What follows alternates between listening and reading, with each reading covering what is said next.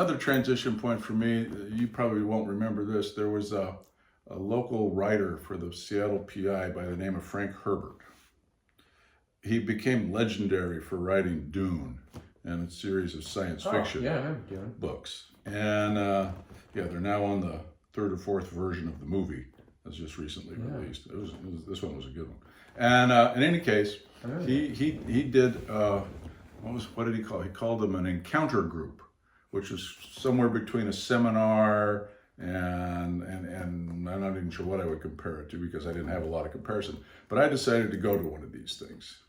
And it was my first immersion in kind of self-awareness, self-discovery, self-exploring and self-development. You know, the concepts were brand new, not just to me, but to everybody in those days. And so that kind of opened my eyes to a different way of looking at the world. We played war games and all this kind of stuff. And I was like, oh shit, here's a whole different. And who am I? Where do I stand? Yeah, exactly. Where am I on all this kind of stuff?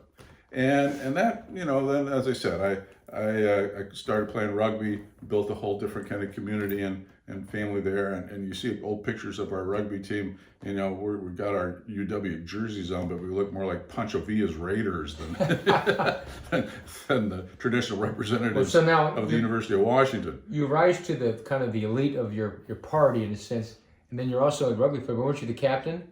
Was senior, yeah. So you're always kind of running into that leadership position.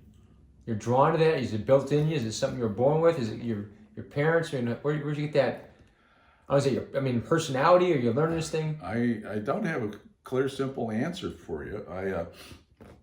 It definitely wasn't my parents per se.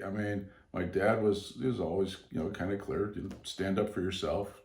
Do what's right. That doesn't mean it's easy.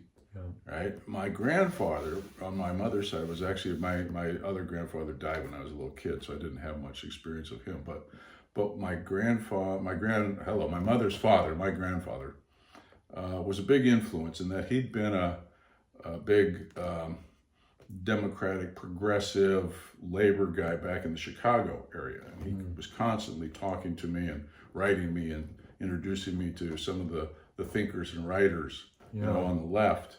My dad wasn't a big intellectual guy, but he had his own value principle, and this is how we run our business. And somebody might be able to do a shady deal and go, but we don't do that. Yeah. Right. And so I'm not sure where it all came from. Yeah. But we seem to be obviously a natural leader, or at least respond to it, attracted to it. Which is obviously where you're at today. What you've done for the last 30 years, it's a perfect fit. Right. Yeah, we've came to refer to not just me, but the phenomenon. Everybody's like, "Well, you must have a big ego," and I said, "Well, of course I have a big ego. You never get anything done. How can you not don't have a big ego. That's not. You make it sound like it's an insult. It's not. All right. It's and I'm not saying this about myself, but there is a kind of distorted ego. That you get a bunch of bravado and bullshit and toxic crap. Yeah.